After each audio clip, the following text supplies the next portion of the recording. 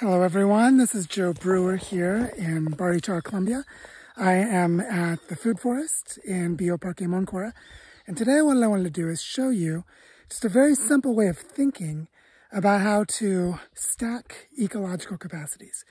Because as you know if you've been following these videos, that one of the things we're doing is pulling invasive grass, like this grass right here, and we're taking the clumping sod that's at the bottom of the roots and strategically using it to build a mulch layer. But right now, we are working on creating a network of retention ponds in the shape of a serpent that cascade down the hill to build a river that only flows during the rain as a way of capturing rainwater.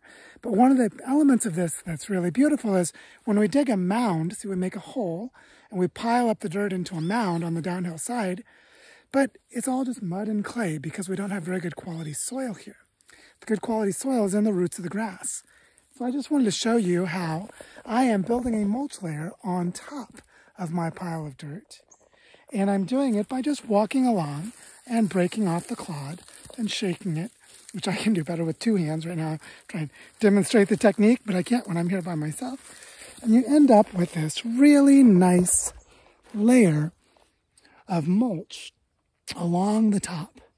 And this is going to be important because one of our strategies for these mounds is to plant trees and bushes and shrubs like we did on this other retention pond that we dug about 6 months ago. And you can see that after we dug it, we started planting on the top to help hold the soils in place and to have some plants that need good drainage for their roots to sit up here and other plants that have deep roots to help bring water into the ground.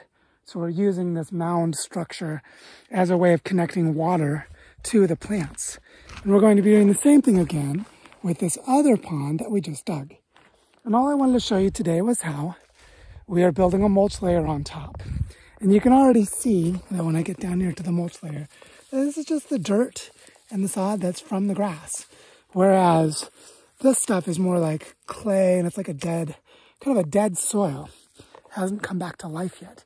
So we're adding a layer, a substrate of mulch and organic material that when the rains come, the seeds of native plants will be blown here in the wind and they'll land here and they'll start to take root.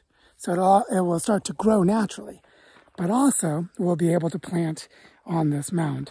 And currently I am growing some germinated moringa trees, which really like to have soils that drain well so that they don't get any kind of rotting in their roots. And so this kind of mound structure is perfect for plants like moringa, which is actually a superfood, a medicinal plant for all of its health benefits that's turned into a powder that you can use to eat. People like to put it into fruit smoothies and things like this. And we will be planting moringa trees here, along with the chayas, which is this Mexican tree spinach that's growing on the other mound. So we'll be growing 2 food trees on this mound, and then whatever else happens to grow there. So there'll be flowering bushes and shrubs and other things that just grow naturally.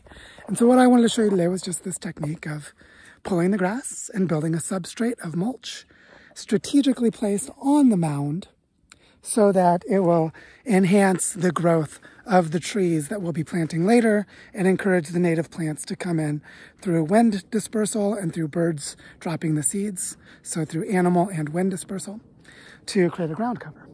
And that will just happen on its own when the rainy season begins. So that was the technique I wanted to show you today. I hope it gives you some insights into how you can take existing problems like this invasive grass and just keep finding more and more creative ways to turn it into living systems that support the kinds of plants you want, which in our case is a mixture of the native plants in general and specific trees and shrubs that have medicinal, food, natural fiber, and construction benefits, because this is going to be a food forest where we're working here. And I hope this gives you some inspiration and some insight of things you might try and do at home. So go and find some degraded land and regenerate it where you are.